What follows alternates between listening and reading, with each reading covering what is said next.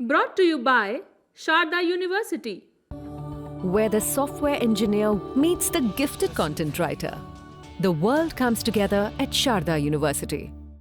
इसमें जियो भी है कि मान्य तंत्र के बाद ट्रांसफर के लिए किसी अधिकारी को पोस्ट नहीं कर सकते। यह उत्तर प्रदेश के देवरिया जिले की डीएम दिव्या मित्तल हैं, जो कह रही हैं कि जनप्रतिनिधि किसी भी अधिकारी पर ट्रांसफर के लिए दबाव नहीं बना सकते।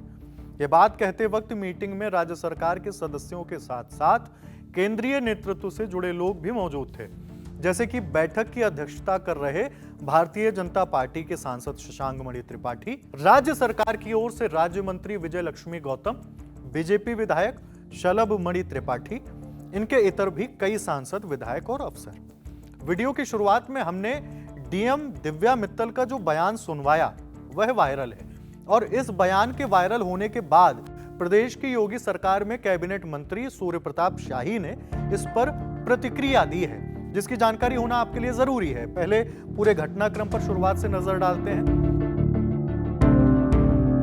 दरअसल 3 जुलाई को देवरिया में दिशा की बैठक हुई। इसमें बरहज से विधायक दीपक मिश्रा ने एक सवाल किया। जिले की बेसिक शिक्षा अधिकारी शालिनी श्रीवास्तव से यह सवाल था। उन्होंने एक महिला शिक्षिका के लंबित वेतन के भुगतान का मुद्दा उठाया।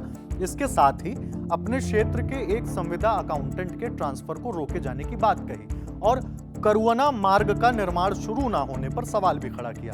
सड़क वाले सवाल पर लोक निर्माण विभाग के अफसर से कोई ठोस जवाब नहीं मिला, जबकि बीएसए शालिनी श्रीवास्तव ने संविदा शिक्षा कर्मी का ट्रांसफर रोकने में असमर्थता जता दी और कहा कि इस मामले में मेरे ऊपर अनर्गल दबाव बनाया जा रहा है।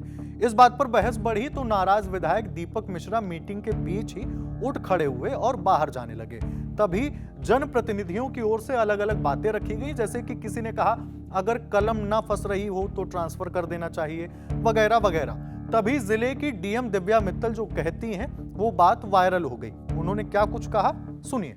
इसमें जियो भी है कि मान्य तंत्र के बाद ट्रांसफर के लिए किसी अधिकारी को पोस्ट नहीं कर सकते। इस बयान की सोशल मीडिया पर चर्चा तेज होने के बाद सियासी गलियारों में भी हलचल बढ़ गई।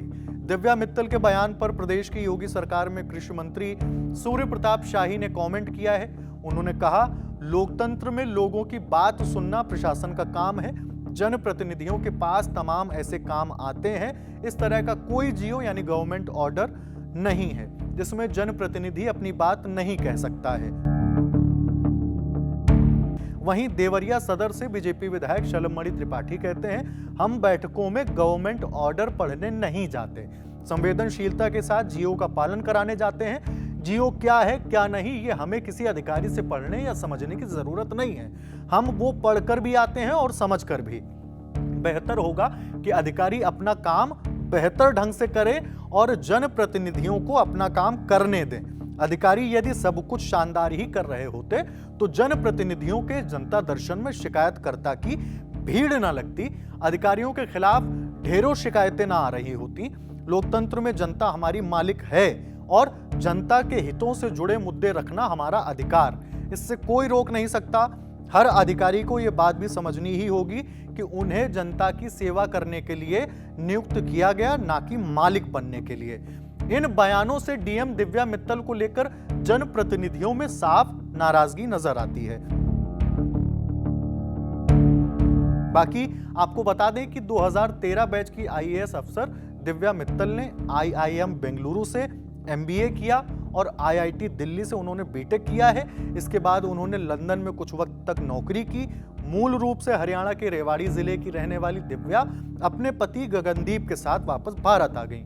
यहाँ साल 2011 में गगनदीप ने यूपीएससी क्लियर किया, वह आईएएस बन गए। बताया जाता है कि इसके बाद उन्होंने दिव्या को भी प्रोत्साहित किया। साल 2012 में दिव्या यूपीएससी का एग्जाम क्लियर कर आईपीएस बनी, उन्हें गुजरात काडर मिला। 2013 में उन्होंने फिर से यूपीएससी का एग्जाम दिया और वह आईएएस बनी, उन्हें यूपी काडर मिला।